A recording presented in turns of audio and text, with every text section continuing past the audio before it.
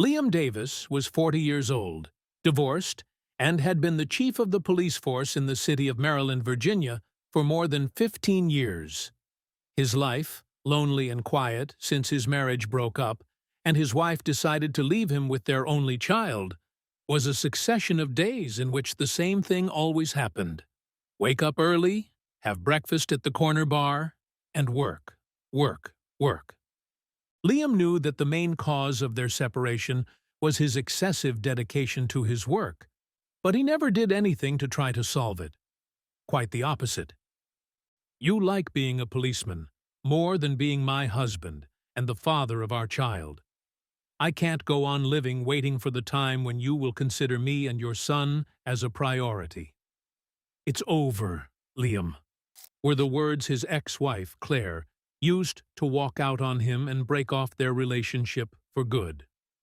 Those words kept echoing in his head many nights, chilling his soul and making him feel guilty for having failed as a husband, but more importantly, as a father.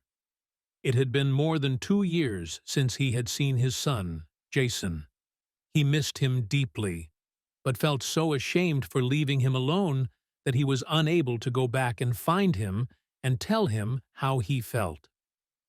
From that moment on, his top priority was to excel as a police officer, ensuring the welfare of his citizens, fostering happiness among his team, and encouraging everyone under his command to fulfill their duties with dedication. And the truth was, Liam was exceptional at it.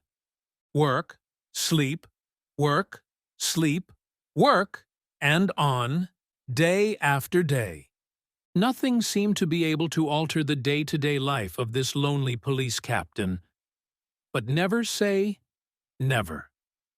Because even a life as orderly and boring as this man's can be altered from one moment to the next by an unexpected event, forcing him to take action and dare to do what he had never done before. A new day began in the city of Maryland. Winter was coming, and although the first snow of December had not yet fallen, the streets were deserted and covered by a thick layer of fog that gave them a ghostly appearance. Liam had already had his second coffee of the morning and was driving slowly inside his police car. The neighborhood was completely silent, and it seemed unlikely that his services as a policeman would be needed that day. But it was clear that he was wrong. On the way to the station, Liam stopped at the gas station and then stopped by to pick up his squad mate and NCO, Julia Drew. They had been working together for 2 years, the same amount of time Liam had been divorced and sad. That's probably why the friendship that had been forged between them was so strong and special. For Liam, Julia was the only woman with whom he had managed to get along and not disappoint with his obsessive way of working. For Julia, on the other hand, being 10 years younger than Liam, he was like the father she never had, and a good friend to always rely on. Since they had met, they had understood each other, and over the years they had become a really effective working duo. They had never failed to go out patrolling the streets together. They had faced countless challenges together, but this next test would push their bond to the limit, proving that true friendship rests on unwavering trust. "Terrible day, boss. I brought some chocolate croissants and more coffee. I think we'll really need them to get us through this day," Julia told him as she got into the car with him. "Oh, you're my savior. It's so cold, Julie. Come on, get in. The city is waiting for us," said Liam, picking up a croissant and taking a big bite of it. They patrolled in silence for about half an hour, during which time they did not see any suspicious attitudes on the streets, nor did they receive any radio alerts. The sun was just beginning to peek through the fog, and Liam was totally absorbed in his own thoughts when his co-worker's voice brought him back to reality. "Alert all units. We have a distress call at a house in the suburban neighborhood. We believe it is a 342. The call was made by a little boy. He sounded very frightened, and the call was cut off unexpectedly before he could give us any more details. We believe he is in serious danger. We need a team to check it out as soon as possible." "It's urgent!" bellowed a voice over the car radio. Julia and Liam exchanged somber glances that gave away their thoughts. They both knew what a Code 342 meant, and that the alert was coming from a house in the suburban neighborhood. A child could be in grave danger, and their intervention would be key to preventing that first alert from ending in tragedy. Nothing good ever used to happen in the suburbs of Maryland. Never. Liam had been attending emergencies in that area for years, and he always came across really sad and complex cases that left him emotionally scarred. Every time he heard a radio call from that area, his heart would flutter, and he prayed that this time it wouldn't be worse than the last. But this time, it would be worse. Much worse than any of the last times he had been there. Because the dark secret he was about to discover there, hidden among the rooms of an old house, would break his heart forever. Him and everyone. Davis looked at his companion, and she nodded silently. They both knew exactly what they had to do. "Davis here! My unit is already on its way there. We'll report when we get there and check the terrain." "Over," said Liam, feeling his heart pounding. They drove at full speed until they reached the outskirts, and once there, Liam slowed down, and his whole body went on alert to identify any sounds or signs of danger around him. The neighborhood was as deserted as he remembered it. The streets were a mixture of garbage, dirt, people wandering and sleeping in the streets, and a nauseating smell that flooded everything and made you feel that you had arrived at a place where hope does not exist. The police used to go around the area to check that there was no serious incident, such as a fire or altercations between neighbors that could trigger something more serious. But generally, it was a lawless and forgotten place for everyone. Even by Liam. "This place is as depressing as I remembered it. Maybe more so. Stay close to me, understand? And at the slightest sign of danger, identify yourself and notify headquarters. This is no place to get brave. Understood, Jules?" he said to his partner as they got out of the car to examine the area on foot. "Understood, boss," she said with a serious gesture. The house from where they had made the distress call seemed to be completely abandoned. It seemed impossible that anyone lived in there, much less a family or a small child. It was a gloomy and depressing place where no child would want to live. And if they did, it was clearly against their will. They advanced silently towards the entrance of the house, listening in case they heard something that might indicate that there was someone hiding inside. But they could only hear the creaking of their footsteps against the floor. They approached slowly, without making a sound, and after carefully examining the entrance, Liam pushed the door. It was unlocked. In fact, there wasn't even a lock, and when he opened it, it creaked noisily. If the agents wanted to go unnoticed and catch someone by surprise, that noise had just ruined their plans.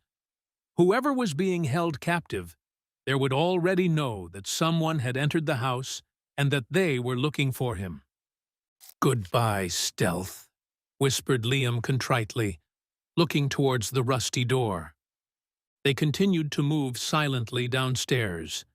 If from the outside the house was pitiful, the inside was much worse.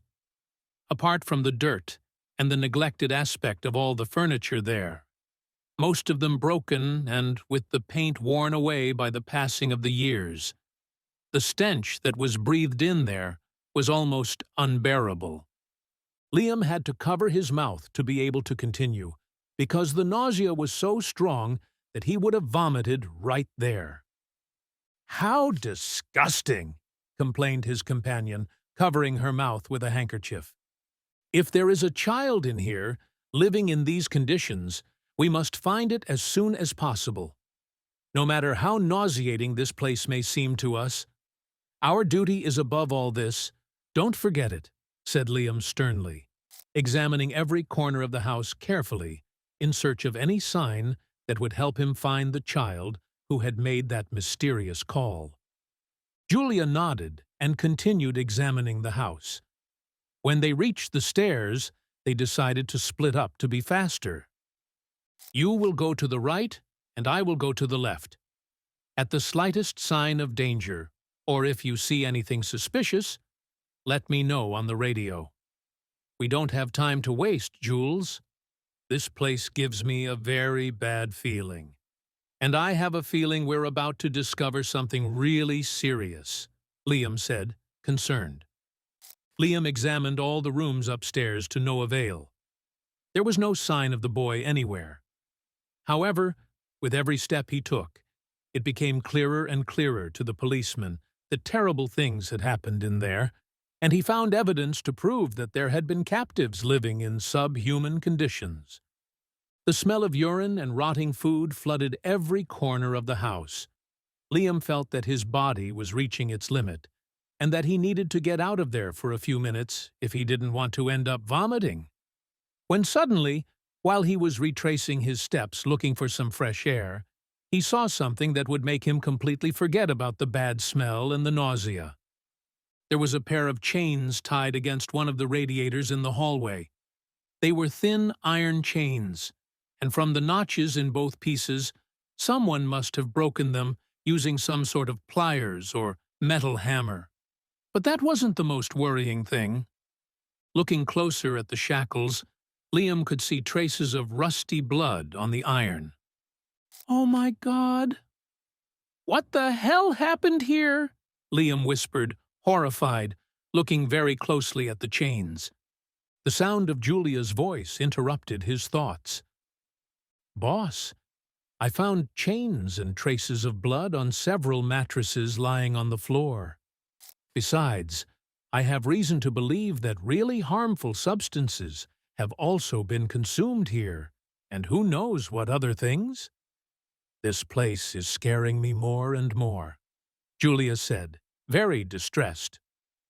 "I too have found chains and biological remains. Don't touch anything and keep looking. That child must be somewhere," shouted Liam. Neither of the two policemen really knew what was going on, but one thing was clear. Terrible things had happened in that pathetic, nauseating, abandoned house in the suburbs. And who knows if they were still happening. If they wanted to find out what was really going on, they had to find the boy who made the emergency call. The solution to the mystery surrounding that house began with finding him, and with every minute that passed, the chances of doing so became slimmer and slimmer. But what they would end up finding within the walls of that place would be something much more surprising than chains and a blood stain. They examined the whole house for more than an hour, but could not find the child anywhere. Every room and corner they looked in, they found more and more evidence of the horror that had taken place within those walls. But there was nothing to indicate that a small child had been hidden there. The house was very old, and there was no telephone installation nor internet, so if the child had called 911 from there, he would have had to do it using his own cell phone or that of other people. "Let's go back to headquarters. We have to report everything we have discovered here and return with help. For the moment, there is nothing more we can do here," Julia announced to her boss over the radio. "I'll take a look in the back of the garden and we'll be off," replied Liam, hurrying towards the garden of the house. Like the rest of the house, the garden was completely abandoned, and the vegetation had grown wild everywhere, making it very difficult to move around or see if there was anyone or anything hiding in the undergrowth. Liam circled the yard several times looking for evidence, but found nothing relevant. It didn't seem likely that they were going to find anyone there that day. However, as he made his way to the front door, he heard a voice that would freeze his blood. "Help! I'm here. Please. I'm in so much pain," whispered a voice. It was the voice of a small child calling for help. The sound was faint and seemed to come from somewhere hidden underground. Liam felt his whole body quicken at the sound of the child's voice calling for help. That innocent voice broke his heart. But there was something else that made every hair on his body stand up in fear. The boy's voice sounded strangely familiar, and he didn't understand why. It didn't make any sense. Or maybe it is. "Where are you?" "We're here, little boy. We are the police. Please keep talking so we can find you." "We're coming. Hold on a little longer," Liam shouted, desperately looking for the place from where the boy had spoken to them. While searching for him, Liam radioed for his partner to alert dispatch and call for backup. "There's a boy, and he seems to be very weak. Call for backup and get an ambulance here right away. We're going to save him," he said. "Sir, I'm down here. Please, I'm in a lot of pain. Help me," the boy said again, this time raising his voice a little so that he could be heard better. It was then that Liam understood the bad feeling he had had all along and why that strange voice sounded so familiar. "Jason's son, is that you?" Liam asked in panic. There was a long silence. "Jason, if it's you, answer. It's Dad. If it's you, tell me. Please, honey, keep talking to me." Liam's voice sounded more and more desperate. Panic was taking over his whole body. "Dad! Is that you? Is it really you? Help me! I'm down here!" "Look for the trap door next to the white rose bush," shouted the boy. Liam looked up and went all over the garden looking for that rose bush. There were all kinds of flowers there, but among all the jumble of branches and plants, he saw it. A white-flowered rose bush on the other side of the garden. It stood out from the rest of the plants and seemed to be much better cared for than the rest of the house. He ran over there and rummaged through the leaves until he found it. A small trapdoor hidden among the roses. Liam pulled the trapdoor hard upwards. It was very hard, and he was very nervous, but he made it. What he discovered when he peered through the hole in the trapdoor would leave him speechless and utterly shattered. His 8-year-old son Jason was on the ground chained to a pipe, and his body was full of wounds. He was pale, and his small body seemed to be at the end of its strength. His skin was blackened, and when he looked into his eyes, he could see that his gaze was not the same as the cheerful child he remembered. His eyes were filled with a deep sadness, and when he saw his father's face, the boy burst into disconsolate tears. "Dad! Oh, thank goodness you came. Help me, Dad," Jason said through tears, hugging his father. "I'm here now, sweetheart. You're safe. Daddy is with you. No one will ever hurt you again. I promise," Liam told him. He wrapped his arms around his son and felt his whole body tremble. He was in shock. He couldn't believe it was his son who had called 911 for help. A lot of questions began to swirl in his head, trying to make sense of what was happening.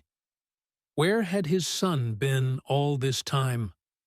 How long had he been down there, living in that condition?